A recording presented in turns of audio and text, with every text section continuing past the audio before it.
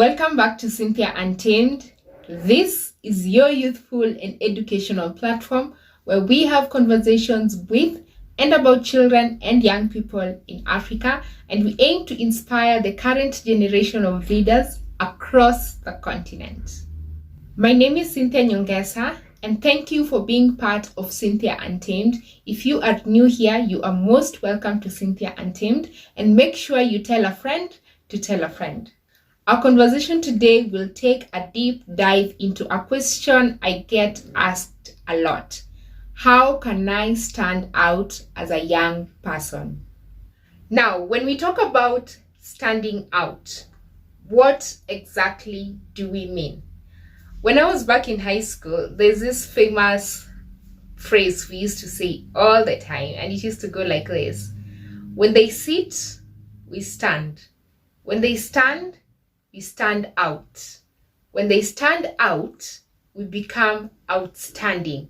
And when they become outstanding, we become the standard measure. I'm sure if you've gone to a Kenyan high school, you've probably heard this phrase over and over again. And today we're talking about how you can stand out. And standing out basically means you are the go-to person as a young person. Whether you are in social activism, whether you have taken a professional career like law or medicine, whether you are an artist, whether you're an entrepreneur, whether you are a musician, whatever it is that you are doing, how can you be the go-to person? How can you be the person who people say, I want to go to that person, and I think that young person has the potential to achieve the results that we are looking for? The first thing, and often the most difficult thing for young people to do, is to challenge the status quo. The status quo is basically how things are at this point. Whether it is in your school, whether it is in your local community, whether it is in your church, whether it is in your country. That is the status quo. And a lot of times, the status quo does not necessarily favor you as a young person. So when we say that we're challenging the status quo as young people, it means that we are looking for change. I don't know who are the bravest and most active young people that you see who continue to activate for spaces, for children, for women, for boys, for girls, for men, women, the elderly. I don't know who they are, but if you know them, please make sure you comment below and just tell me about them. When you look globally, you know of probably Greta Thunberg. She is a climate activist. You know Vanessa Nakate from Uganda. She is also a climate activist. There's Elizabeth Wathuti right here from Kenya, who's challenging the status quo when it comes to matters of climate change. And topics to do with climate change are often difficult to deal with. We live in a world where we keep saying climate change is a problem. Let's change it. But a friend of mine and I were having a conversation about this whole thing. And the truth is, living in a more sustainable world is actually very expensive. And with young people, it means that they raise their voices and they actually speak about challenging the status quo and actually saying that, yes, living in a more sustainable world is very expensive if we are looking for opportunities to live in a more equal and fair world. So that means that these young people have to speak up. They have to be brave enough to speak about the issues in their society. Personally, for me, I am very passionate about education. If you follow my YouTube channel, or if you've started following today, make sure you check out all the work that I do on education. And so it's your responsibility to know that tomorrow, when you become the next leader in your community, you could be a leader, but probably one day be a cabinet secretary, probably you'll be the president, maybe the chief justice, maybe a member of parliament, maybe an MCA, maybe the CEO of a large corporation. Are you going to be the person who will challenge the status quo and say, we are the change, we are doing this, we're changing this so that we can ensure that we have opportunities for all people? To stand out as a young person, you also need to be a leader and not always a follower. I did a commentary on a video that was done by Craig Groeschel, who does this leadership podcast, and he was commenting about leading with influence.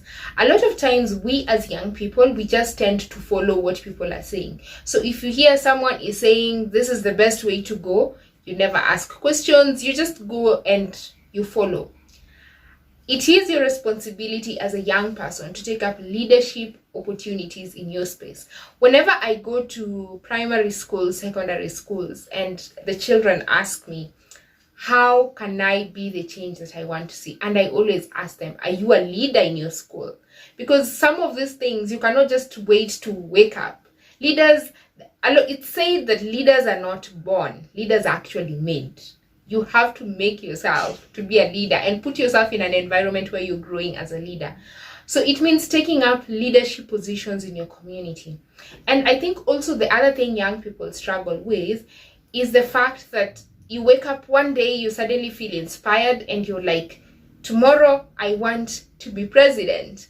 And sometimes you have to be realistic in some of these things. For example, you have to look at the constitution of Kenya, for example, and see, do I even qualify to be president? If I'm 19, can I be president of Kenya now? Is it logical? So you have to think about those things and be logical in your approach. Be visionary, yes, but also be logical. And I always tell them, leadership does not have to start at the helm. It starts from the little things that you do. It starts in your classroom. It starts in your home. It starts in your community. Are you the young person who says, this is how it's going to be done, and I think this is the right way? And also, being a leader does not mean that you now impose your opinions and everything on people. It means that you also listen to your people. You listen to their ideas. You ask them, what do you think we can do? And it's also about delegating tasks, because a lot of times people tend to sit and think, okay, if I don't do it, nobody else is going to do it, which is true in many instances, that if you do not start something, if you do not start something good, then people are not going to take it up. But once you have a community of people who are now rallying behind you, it's very important for you to delegate tasks, and that's going to also help you to be more efficient. If you studied business studies in high school, or you've been running a business, there's this whole thing about delegating tasks and also utilizing the different skills that are available. Make sure you're that kind of leader who inspires people. You're not managing people, but you're inspiring people to be the best out of themselves. Your greatest asset is your brain. How you're able to think critically, how you're able to develop ideas, how you're able to solve problems, and how you're able to utilize your brain to come up with research that actually comes up with solutions for people. In many instances, we say, ni kujuana. In Kenya, that means for you to get something or to get an opportunity, you must know someone. But there are instances where you know people or people know you, but you really don't utilize your brain. It's so important for you as a young person to go over and beyond and utilize your brain. Don't be the young person who sits in a room and never speaks up. And a lot of these things, you find that it's also issues to do with self-confidence. It's issues to do with self-esteem. Trust me, you'll find that some of the most quiet people are actually very intelligent. They're actually really smart. It's only that they're afraid of speaking up. They probably get nervous when it comes to speaking to a lot of people. And if that's you as a young person, if you struggle with that, it's okay. But it's important for you, in whatever space you are in, to use your brain. Make sure you're always thinking. And when it comes to using your brain, it also means that you're enriching your brain. It means that you go to your local library and you read. And these days, you don't even have to go to the library anyway. If you can afford it, you can always subscribe to platforms like Audible and download books. You can always go to Kindle. You can access so many materials that are even free just online. And even watch YouTube channels like this. Always enrich your brain. Listen to people. Have conversations with people who are really smart. People who think about the future. People who think critically. Don't always be in a space where it's, in Kenya we call it udaku. Udaku is basically gossip. Sometimes some of those stories are juicy, but in the long run, sometimes they don't really help you. They could entertain you, but they don't really help you. So constantly put yourself in a space where your brain is thinking beyond the norm. If you are a lawyer, I keep using the example of a lawyer because that is my space. If you are a lawyer, sit down and think, how can I be an innovative lawyer? How can I utilize technology to ensure that people access justice, for example? Always utilize your brain. Don't forget that. Many people say that they are risk averse. Being risk averse means that you are afraid of new situations. As human beings, we are conditioned to naturally be afraid of new environments, to be afraid of new jobs. You're afraid of being in a new school. You're afraid of being in a new country. Those things make you nervous. But it's also overcoming the risk or the fear of the unknown that will enable you to stand out as a young person. Let me give you a very easy example. You've gone into a forum, and in this forum there are leaders. Probably you're an entrepreneur, and in this forum you have business leaders, you have industry leaders like Aliko Dangote, all those people you could think of in the business world. And then they say, oh, we've been having this conversation. We've gone on and on and on. We've not heard the voice of a young person. And they say, I see there are young people in this room. Is there anyone with something to say? And guess what you do? You sit down quietly and you even pretend that you're not there. In fact, you even lower your head. You start looking at your phone. You start pretending you are writing. You run to the washroom. And then that opportunity goes by. Fine, you've run away from the risk, but you've also missed out on an opportunity for you to stand out in a place whereby you could easily stand out and speak and say this and that and that. You could even get a business opportunity out of that. You could get a scholarship out of that. So be a risk taker. Take risks. Never be afraid to take risks. Some of these things you will never know until you do it. There's a quote, a very famous quote by Richard Branson. It says that if somebody gives you an opportunity, take it and then go and ask questions later. Once you've taken the opportunity, you'll learn as you go. This thing they say, learning on the job, that's what you really need to do as a young person so that you can stand out. They call us Generation Z or Gen Z, millennials. There are all these terminologies for lots of young people, even younger than me. Kids were being born today. But especially for this age group of mine that's between 18 and 30, they say that we lack initiative. We just want to sit and be given food, sit and be given opportunities. But I think that is not true. Well, at least it's not true for all the young people that I interact with. Of course, people are not perfect. People are not angels. You'll always meet that person who does not have initiative. But for a lot of young people like me, they truly have the initiative to do things. So if you want to stand out as a young person where you are being criticized for not taking the initiative, or you're in a world that constantly says you are not committed, be that person who takes initiative.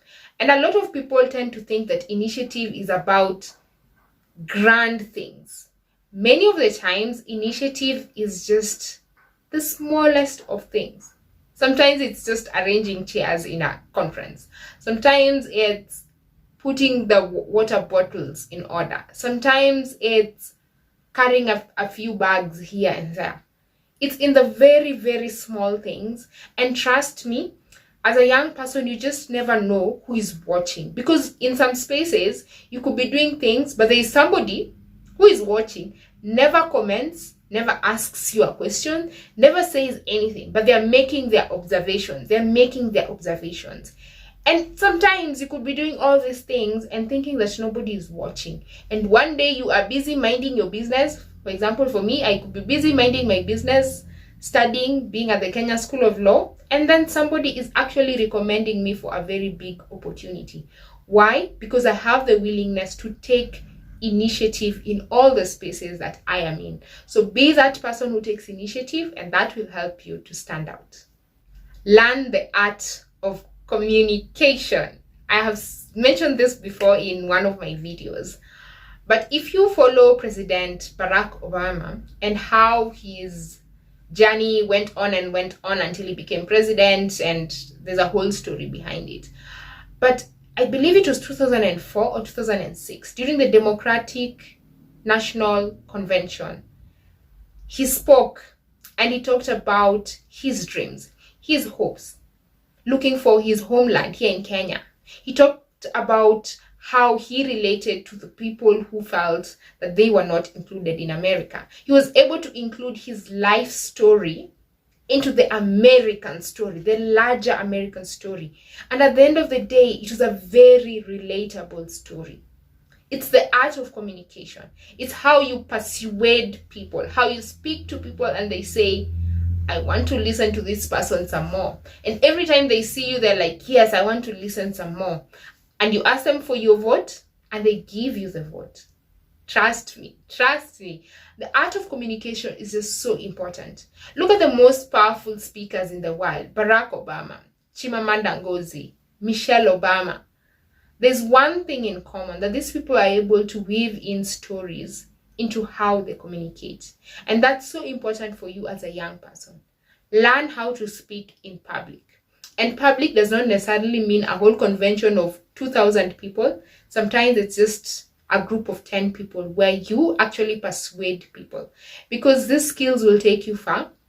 Sometimes when you become the CEO of a company later in future, you will be asked to go and speak on behalf of your company. You'll be asked to go and speak on behalf of Coca-Cola. You'll be asked to speak on behalf of Equity or KCB or ABSA or the United Nations or Google. How are you going to do it if you do not learn the art of communication? So make sure you learn that. If you want to learn more, I have done a video.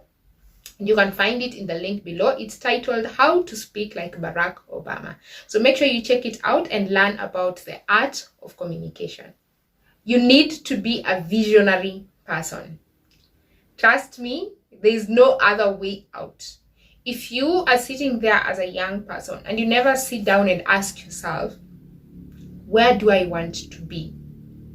Not even in 10 years, because it's so hard to say where you'll be in 10 years. You could have all these dreams, but you need to ask yourself, where am I going? Where am I seeing whatever it is I'm doing right now? Whether I am in school, whether I'm running my own organization, whether I am making my own clothes, whether I'm a tailor, whether I'm a musician, whether I am a politician, whatever it is you're doing. What is my long-term vision? What is my long-term goal? And being visionary is looking beyond how that just affects you. It's also looking about how it affects the people. Remember, we've talked about leadership. Leadership is not just about you. It's also about looking at how your vision affects other people. And it means constantly taking steps to ensure that you are getting to your vision. Never limit the size of your dreams. If you are thinking and you are saying, this is what I want to achieve and this is who I want to be, then believe in it. Let me tell you one secret. Nobody will believe in you more than you believe in yourself. Yes, people will tell you congratulations. They'll tell you, we admire you. You're so inspiring. But you know, at the end of the day, when you're going to sleep, it's just you and your brain, and you're reflecting on the day you've had. All those people validating you are not there. They're not there. And sometimes the people who validate you are actually the same people who may even discourage you. One person could tell you, yeah, I'm so proud of you. I think you're doing great work. Tomorrow, they're telling you, oh no, I think whatever it is you're thinking, whatever your ideas are, they're so childish. And guess what? At the end of the day, you have to sit down and remember, who am I? I am Cynthia. Who am I? I am Cynthia. What can I achieve? I can achieve A, B, C, and D. Do I have the potential? Yes. Do I have the skills? Yes or no? How can I get the skills that I need? And this is my strategy. Be a visionary person. At the end of the day, be the person who runs with your vision. I did a video on how you can create a vision board. It was actually a whole party, a vision board party. And these days, if you are not the Manila paper kind of person and cutting out magazines, you can easily do it on Canva. So just get Canva, it's an online tool, and create your vision board. I did that video, so make sure you check it in the link in the description bar below, and you'll be able to follow the process of writing your own vision and then work towards that vision, work towards your goals. At the end of the day, you'll be proud of yourself. And even if other people are not proud, if you've achieved your vision, that is the most important thing. The last tip is a bonus tip, and it is about diversifying your skill set. Remember, we've talked about being visionary, and you've asked yourself whether you have skills. So it's important for you to say yes or no and actually find out how you are going to diversify your skills. Remember, we are living in a very different world from what was there before.